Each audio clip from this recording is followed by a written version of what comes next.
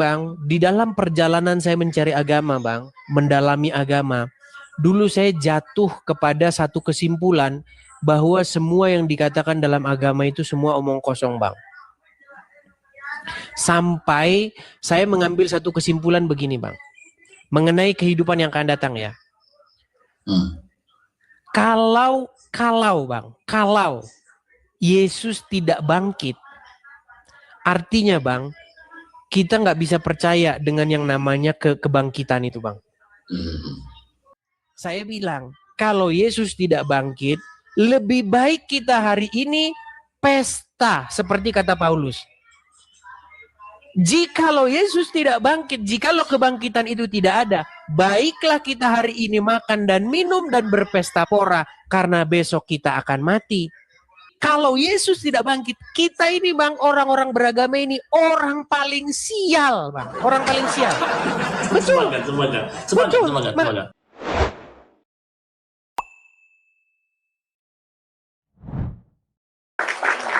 Apa maksudnya KTP? Ya, Islam di KTP. Orangnya? Islam. Kopi, Bang. Enggak kopi juga. Jadi oke, gini, silakan. Abang Kristen apa, Bang? Protestan, Katolik, Bang? Agama aja, Bang. Saya tidak ada denominasi, Bang. Saya Kristen aja gitu, Bang.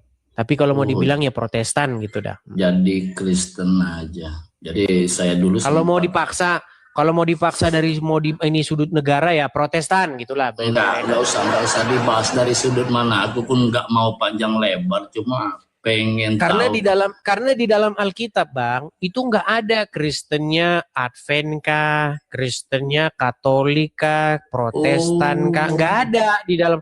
Pengikut Yesus itu ya pengikut Yesus, Bang. Cuman orang itu mengasih denom begitu, Bang. Karena mereka punya sudut pandang yang sedikit berbeda begitu.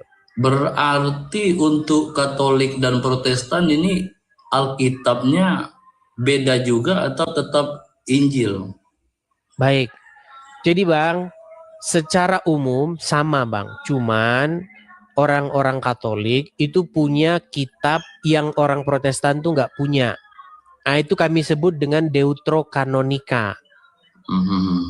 Jadi ada beberapa kitab di dalam Perjanjian Lama yang tidak ada di dalam Alkitabnya orang Kristen Protestan. Contohnya, misalnya ada Makabe, begitu. Oke, jangan terlalu jauh dulu, Bang. Aku tanya, Bang, Perjanjian Baru itu apanya, Bang? Gimana tadi putus tadi? Gimana? Alkitab itu kan ada dua. Saya pernah sekolah di Cyprius Emmanuel juga kemarin. Saya Muslim cuma saya sekolah di Cyprius SMP. Jadi saya mengenal dua Alkitab itu, ada Perjanjian Lama dan Perjanjian Baru. Itu bedanya di mana? Perjanjian Baru dengan Perjanjian Lama itu. Oke, Perjanjian Lama itu berbicara pada masa sebelum Sang Mesias datang. Dari zaman penciptaan langit dan bumi sampai zaman sebelum Mesias dilahirkan. Nah, sedangkan Perjanjian Baru ke belakang berbicara tentang Sang Mesias datang sampai nanti langit yang baru dan bumi yang baru. Gitu. Terus oke.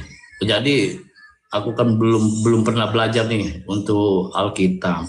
Makanya aku betul-betul tanya dari awal. Terus untuk di Kristen, Bang, ya. Untuk di Kristen itu, untuk surga dan nerakanya itu seperti apa? Kristen ya, untuk ajaran Kristen ya. Baik, Bang. Jadi sebenarnya, Bang, tidak ada istilah surga dan neraka sebenarnya dalam Kristen maupun dalam Islam. Yang ada itu kehidupan yang akan datang dan kehidupan yang sekarang, Bang. Nah, jadi dalam agama Kristen, Bang, nanti, Bang, di kehidupan yang akan datang, jadi surga yang dimaksud dalam Kristen itu, Bang, itu adalah di langit yang baru dan bumi yang baru. Jadi, pada waktu nanti kedatangan Yesus yang kemudian, dia akan membentuk satu pemerintahan baru. Begitu. Di mana Yesus sebagai rajanya yang memerintah di muka bumi ini sampai selama-lamanya. Nah, disitulah digambarkan di dalam kitab Yesaya ini, saya gambarkan ya Bang ya. Pada waktu itu keadaan dunia itu akan seperti ini. Sebentar. Saya bacakan saja. Bentar ya Bang ya.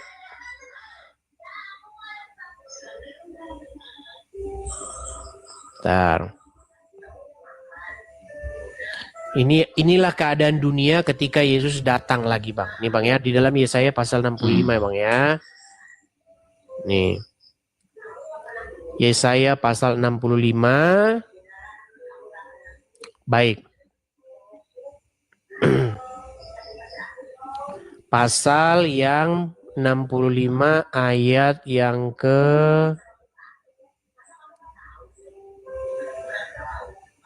25. Tapi sebelum 25 kita baca dulu ayat sebelumnya ya Bang ya. Oke. Janji mengenai langit yang baru dan bumi yang baru nih. Sebab sesungguhnya aku akan menciptakan langit yang baru dan bumi yang baru. Hal-hal yang dahulu tidak akan diingat lagi dan tidak akan timbul lagi dalam hati. Tetapi bergembiralah dan bersorak-soraklah untuk selama-lamanya atas apa yang kuciptakan. Sebab sesungguhnya aku menciptakan Yerusalem yang penuh sorak-sorai dan penduduknya mana tadi? Lompat nih. Bentar. Penduduknya riang gembira. Tetapi bergembiralah sorak-sorai untuk selama-lamanya atas sebab sesungguhnya aku menciptakan Yerusalem penuh sorak-sorai, penduduknya penuh kegirangan. Aku akan bersorak dan seterusnya. Kita pasal ke-25 ya Bang ya. Nih. Bagaimana keadaannya di sana nanti akan begini. Serigala dan anak domba akan bersama-sama makan rumput. Singa akan makan jerami seperti lembu dan ular akan hidup dan seperti lembu dan ular akan hidup dari debu. Tidak ada yang akan berbuat jahat atau yang berlaku busuk di segenap gunungku yang kudus. Gitu Bang. Di dalam kitab Wahyu itu juga dijelaskan Bang bahwa ia akan menghapuskan segala air mata dari mata mereka dan kematian tidak akan ada lagi. Berarti Bang, untuk di Kristen ini jelas di Alkitab tidak ada surga neraka Bang ya? Cuman di dalam terjemahan Bang, kita pakai istilah itu Bang. Iya, nggak masalah. Yang penting dia berarti kita sepakat dulu nih. Berarti untuk di Alkitab itu tidak ada surga dan neraka Bang ya? Nanti ini digoreng-goreng lagi nih. Gini Bang. Enggak, aku enggak ya, goreng-goreng. Bukan, maksudnya sama penonton. Kalau Anda mungkin enggak, tapi penonton nih. Kan ada Rudy Iskariot di nonton. Gini, Rudy Iskariot kan penonton setia saya itu. Dia nggak bisa kalau nggak nonton saya itu. Gini Bang. Jadi Bang, surga dan neraka itu sebenarnya sebuah kosakata punya orang Hindu. Jadi kalau agama Hindu Bang, ada tingkatan-tingkatannya Bang. Surga itu masih di tingkat bawah Bang. Yang paling tinggi itu dalam agama Hindu namanya moksha. Moksha itu yang udah paling tinggi. Oke. Makanya ada nirvana, ada swarga, kemudian ada moksha. Moksha yang paling tinggi. Nah itu sebenarnya kalau kita pakai istilah-istilah begitu, itu istilah agama Hindu. Makanya di dalam Kristen sebenarnya tidak ada istilah-istilah seperti itu. Terus itu yang katanya Bapak di surga itu gimana itu? Samayim itu Bang. Samayim itu maksudnya langit Bang. Oh, bukan surga atas, yang maksudnya tempat atas, iya. Bukan Bang, surga yang kita bicarakan ini Bang ya, berarti Bapak di surga itu bukan surga yang kita bahas ini Bang ya. Gini, surga dalam pengertian, karena nanti kalau saya bilang surga, nanti Anda berpikir ya sama seperti orang Islam. Ya. Sebenarnya gini Bang, di dalam agama Islam itu juga nggak ada istilah surga. Sebentar Bang. Kalau di Islam Bang ya, ketika kita mengerjakan apa yang diperintahkan dan menjauhi larangannya sesuai dengan ajaran, terus ini nantinya masuk surga. Ini sebentar Bang Edi, sebentar dulu Bang. Nah, ketika dia tidak menjalankan perintahnya dan dia melakukan larangnya, berarti masuk neraka Bang. Ini versi Islam Bang ya. Nah, cuma ketika di Kristen tidak ada surga neraka, Terus yang dua perbuatan ini kita bilang negatif dan positif. Yang positif ini kemana nantinya? Yang negatif ini kemana nantinya? Baik. Ketika nggak ada surga dan neraka, Bang. Itu yang saya maksud. Saya jawab. Ya. Saya jawab. Pertama, sebelum saya jawab, saya luruskan dulu, Bang. Jadi kita harus membedakan diskusi orang awam dengan diskusi orang-orang akademis. Iya. Saya awam, bilang aja ya. Baik. Awam. Begini, Bang. Tadi ini menarik ini. Anda mengatakan bahwa jikalau orang melakukan perbuatan-perbuatan yang diperintahkan oleh Allah seperti sholat, begitu kan, mengerjakan amal, kemudian zakat dan lain sebagainya, naik haji, yang maka dia maka dia akan dihadiahi dengan yang namanya surga. Iya. Saya bilang salah. Iya, biar Bang, nggak usah dibahas, Bang. Salah benernya nggak usah dibahas. Sebentar, Bang, harus kita bahas dulu. Enggak, Bang. Enggak, Bang, gini Bang, itu jangan kan Islam, takut Bang. Ya gini, sebentar dulu, Anda kan membahas Kristen.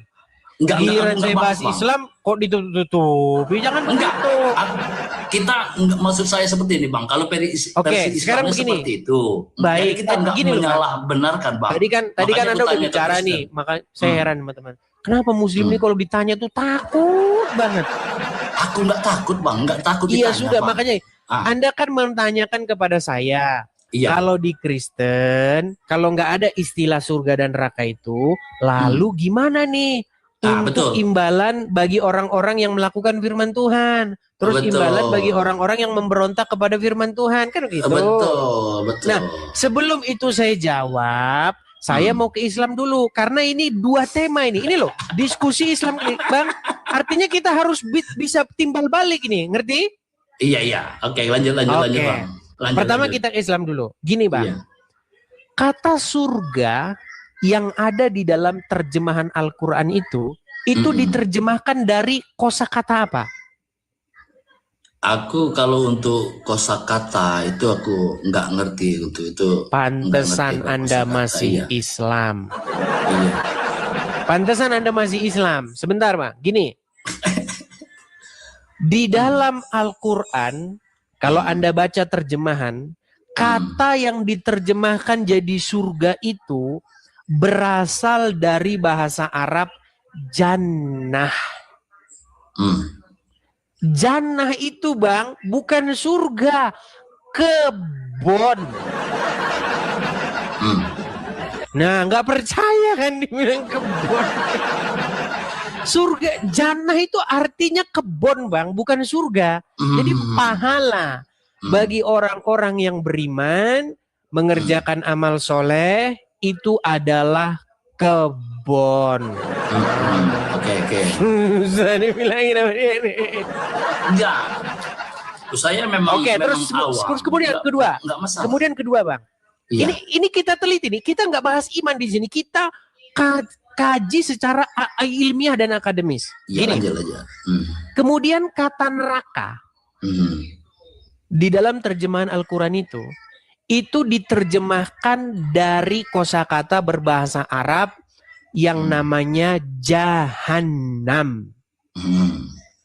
Nah, kata jahannam ini, Bang, itu bukan neraka. Jahannam itu sebuah tempat pembuangan sampah di Israel. Nih, saya kasih tunjuk, Bang. Saya kasih tahu.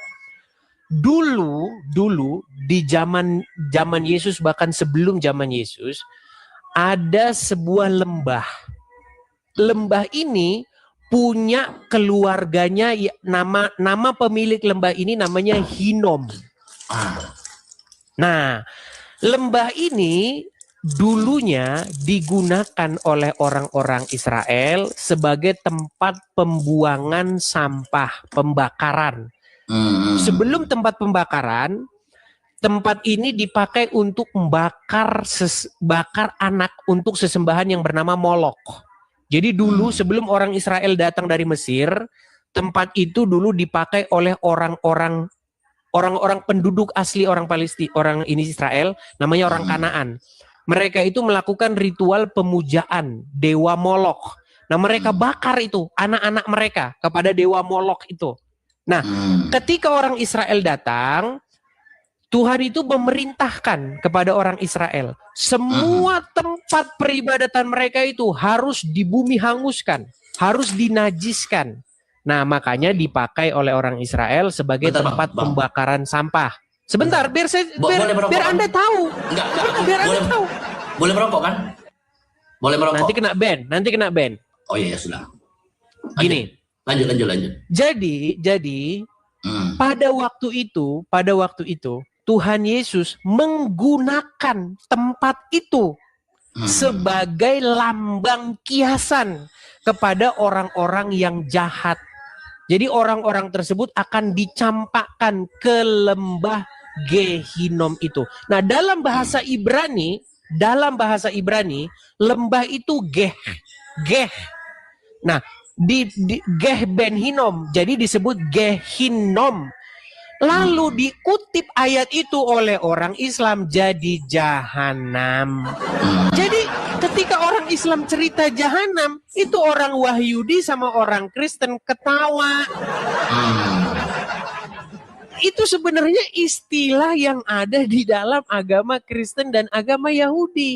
Kenapa orang Islam membuat cerita dongeng-dongeng tentang Gehinom itu, jahanam itu dikatakan jahanam itu ada jahanam tingkat 1, jahanam tingkat 2, jahanam tingkat ini yang bahan bakarnya kayu dan batu. Ngarang dari mana lu? Orang itu jahanam itu tempatnya ada di situ kok. Ada tempatnya itu, nggak usah nunggu mati. Pergi ke Israel, itu lembah punya keluarga Hinom itu. Ben Hinom, dibaca Gehinom. Lembah milik keluarga Hinom yang digunakan tempat pembakaran sampah. Malah bikin lembah. Bang, ketika ada agama Islam mengatakan pahala bagi orang-orang yang bertakwa, ini belum, itu sebenarnya taman. Dan kalau berbuat jahat dibuang ke itu Israel, lembah Gehinom. Begitu, Bang. Itu kalau kita berbicara akademis, Bang. Nah, sedangkan pertanyaan Anda tadi kepada saya, bagaimana dengan kekristenan? Jadi begini, Bang, di dalam kekristenan orang-orang jahat itu akan dicampakkan ke dalam Gehinom. Tetapi Gehinom yang dimaksud di situ adalah sebuah keadaan. Makanya Tuhan Yesus tuh ngambil tempat itu untuk menggambarkan bagaimana keadaan orang-orang yang tidak patuh terhadap firman Tuhan. Nah, sementara bagi orang-orang yang patuh, yang melakukan firman Tuhan, mereka dijanjikan tentang langit yang baru dan bumi yang baru. Mereka akan hidup di dalam suatu keadaan di mana Yesus memerintah sebagai raja di situ, dan Yesus akan menghapus segala air mata, dan Yesus menghapus kematian. Kematian itu tidak akan ada lagi. Seperti itu. Oke. Berarti tidak ada di Alkitab untuk surga dan neraka bahasanya, Bang, ya? Surga yang dimaksud dalam pengertian di situ surganya orang Hindu, nggak ada. Oke. Gitu. Terus yang disampaikan, nggak apa-apa, tambah satu lagi, Bang, ya. Untuk yang dibilang Bang Edis tadi, kehidupan baru. Berarti kita setelah meninggal dunia, nantinya kita hidup lagi di kehidupan yang baru, Bang, ya? Ya, begini, Bang. Saya dulu, Bang, pernah menjadi seorang yang sangat-sangat saya katakan ya, pergumulan hidup saya ini gini, Bang. Jadi setelah saya dibaptis, ya, saya dibaptis itu kalau nggak salah 2013 atau 2012, kurang lebih itu loh, saya lupa tanggalnya, tahunnya. Terus kemudian, Bang, di dalam perjalanan saya mencari agama, Bang, mendalami agama, dulu saya jatuh kepada satu kesimpulan bahwa semua yang dikatakan dalam agama itu semua omong kosong, Bang. Sampai saya mengambil satu kesimpulan begini, Bang, mengenai kehidupan yang akan datang, ya. Kalau Yesus tidak bangkit, artinya, Bang, kita nggak bisa percaya dengan yang namanya kebangkitan itu, Bang.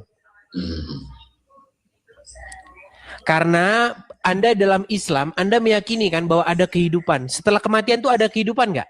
Iya.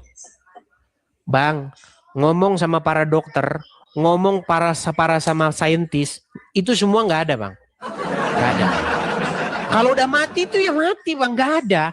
nggak ada apa-apa. Nah, kalau Yesus tidak bangkit, Bang, ya kayak begitu. Nggak ada kehidupan setelah kematian itu. Mati udah kelar. Selesai sudah urusan. Setelah nggak ada Yesus, lagi kesadaran. Setelah ada Yesus, barulah akan ada kehidupan yang baru. Bukan setelah ada Yesus, Bang. Artinya karena Yesus bangkit, makanya kehidupan setelah kematian itu saya percayai sebagai sesuatu fakta. Kalau Yesus tidak bangkit, artinya kehidupan setelah kematian itu hanyalah dobos, nggak pernah ada. Nah, sebenarnya Bang, di dalam agama Islam, Anda tidak punya sesuatu untuk meyakini itu. Kalau saya jadi Islam, Bang, saya akan menjadi seorang ateis. Kenapa? Karena nggak ada kehidupan setelah kematian. Nggak ada. Coba buka Al-Quran, baca Al-Quran. Siapa yang hidup? Siapa? Di mana ada kebangkitan dalam agama Islam? Muhammad yang menceritakan adanya kehidupan setelah kematian, dia dikuburkan. Dia nggak bangun lagi. Begitu, Bang. Jadi itu apa aja, Bang, yang menjadi pertanyaan. Saya sih bagus sih diskusi yang seperti ini, biar yang nggak tahu. Tapi yang mau saya tanyakan begini, Bang, kenapa Anda bisa yakin dengan kehidupan setelah kematian? Kalau untuk kehidupan yang tadi, cuma dia dibicarakan, aku nggak tahu juga sih yang dibilang tadi. Aku Islam, cuma pantesan Islam pantesan abang masih Islam. Itu yang saya bilang tadi, Bang. Makanya saya tanya. Yang saya maksud begini. Kenapa Anda bisa yakin dengan adanya kehidupan setelah kematian? Padahal orang yang udah dikubur nggak bangun-bangun lagi. Enggak, maksudnya kehidupan di sini tadi, Bang. Yang neraka dengan surga tadi, Bang. Iya, bagaimana Anda bisa yakini itu? Bagaimana Anda bisa yakini bahwa nanti setelah orang mati dikubur, kemudian nanti ada kehidupan, ada surga, bahkan ada bidadari-bidadari yang susunya bergelantungan gede-gede. Loh, memang itu. Bagaimana Anda bisa meyakini itu? Sementara tokoh sosok yang ngajarin itu, Bang, dia sampai sekarang masih di situ, nggak bangun-bangun. Makanya saya bilang, Bang, seandainya, Bang, Yesus tidak bangkit. Kalau Yesus tidak bangkit, kita ini, Bang, orang-orang beragama ini orang paling sial, Bang. Orang paling sial. Betul. Semangat. Makanya itu sudah Rasul Paulus tuliskan itu. Rasul Paulus sudah pernah menulis 2000 tahun yang lalu. Rasul Paulus menulis kepada jemaat Kristen di Korintus. Kalau Yesus tidak bangkit nih, kalau cerita Yesus bangkit itu hanya omong kosong, kitalah orang paling malang di muka bumi ini. Iya, karena apa? Kita banting tulang, kita menderita begini, ternyata kehidupan yang akan datang itu nggak ada. Makanya, Bang, saya bilang, kalau Yesus tidak bangkit, lebih baik kita hari ini pesta, seperti kata Paulus. Jikalau Yesus tidak bangkit, jikalau kebangkitan itu tidak ada, baiklah kita hari ini makan dan minum dan berpesta pora, karena besok kita akan mati. Gitu loh, Bang. Nah, tetapi bagaimana kita bisa meyakini bahwa kebangkitan itu ada? Iya. Iya, karena Yesus, Bang. Begitu loh. Makanya kami orang Kristen punya pengharapan akan kehidupan yang akan datang itu. Kami punya anunya, buktinya gitu loh. Nah, sementara dalam agama Islam itu nggak ada, Bang. Iya. Silakan. Gitu. Mau seperti apa yang dibilang Bang Edis, saya jujur, saya jempol dengan acara Edis TV, tapi ada sedikit dikurangi untuk saling menghujat antar agama. Itu yang apa? Baik, Bang. Saya setuju itu, Bang. Saya setuju. Cuma yang dibilang Bang Edis, kalau Kristen seperti ini, kalau Islam seperti ini, tampak kita menghujat, tampak kita mengejek-ngejek agama lain, mau agama apa jadi ejek. Saya salut dengan acara Edis TV ini, saya jempol, Bang. Tapi ketika Abang sempat mengejek atau menghujat agama lain ini, jadi nggak asik lagi seperti itu, Bang. Baik. Itu tapi sebenarnya, Bang, itu ya, itu dimulai dari yang Muslim naik-naik ke sini. Iya. Makanya saya Bang enggak Bang. Saya enggak menghujat Kristen, enggak menghujat agama lain. Yang saya perlu untuk saya perlu bertanya, makanya saya naik, saya bertanya ke Bang Edis. Saya selalu Bang, jempol Bang untuk acara ini Bang. Tapi kalau saran dari saya, biar lebih mantap lagi Bang, kurangi menghujat dan mengejek-ngejek agama lain. Seperti aja Bang. Terima kasih, Bang. Seperti ini yang sini. Itu aja Bang ya. Oke Bang. Terima kasih udah dijawab, udah dipersilakan naik. Terima kasih Bang. Sama-sama Bang. Oke, selamat malam Bang. Oke, selamat malam. Sukses. Ya, begitu ya teman-teman ya.